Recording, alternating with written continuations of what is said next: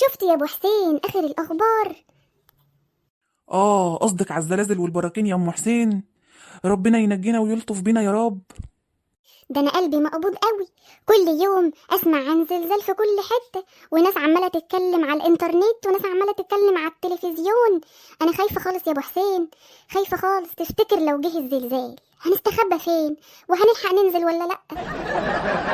سيبيها لله يا ام حسين، اللي مكتوب لنا هنشوفه. عندك حق، ربنا يستر يا رب. بس سمعت بقى انت عن الراجل اللي طلع في التلفزيون وقعد يقول ده انا كنت عارف ان الزلزال ده هيحصل وقلت للناس، بس الناس ما سمعتش كلامي؟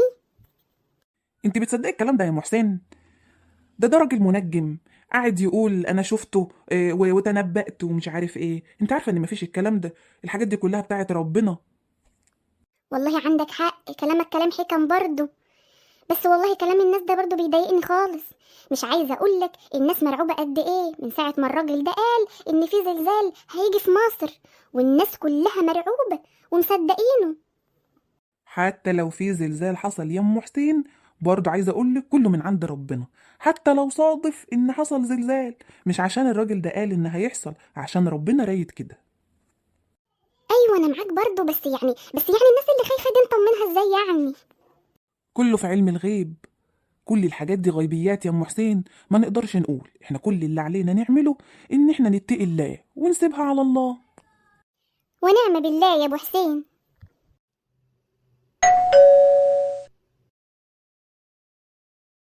ايوه، مين بيرن؟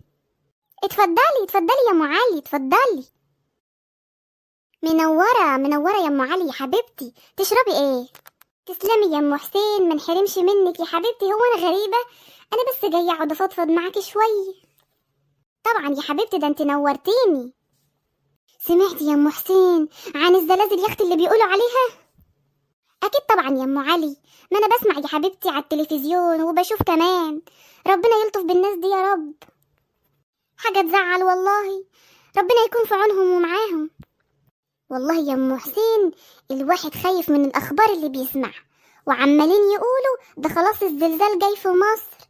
ده الواحد خايف خالص. سيبها لله يا ام علي، سيبها لله.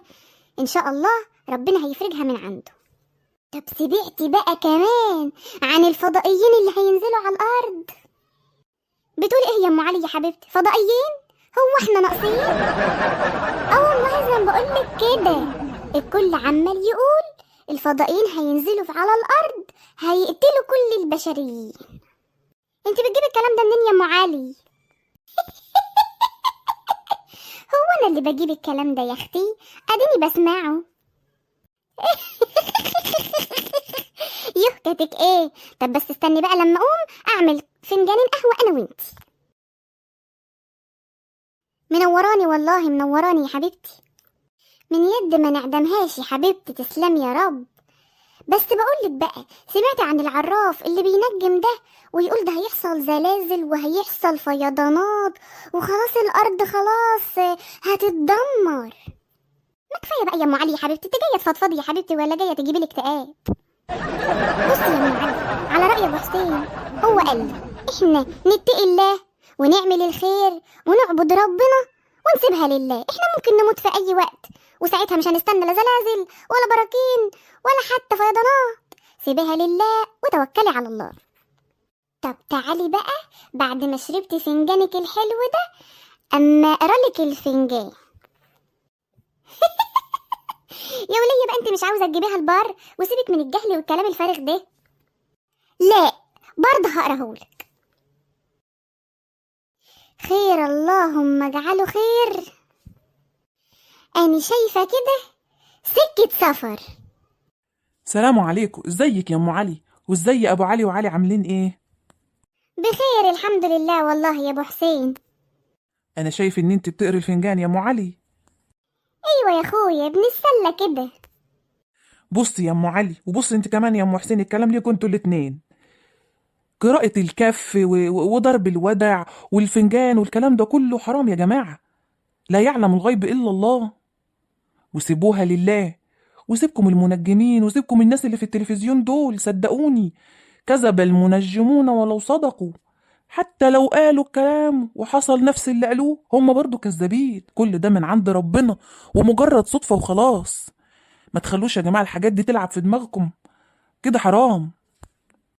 عندك حق والله يا ابو حسين، استغفر الله العظيم يا رب. احنا نسيبها لله ونتقي ربنا، وان شاء الله ان شاء الله مش هيحصل لنا حاجة وحشة، واللي رايده ربنا هيكون.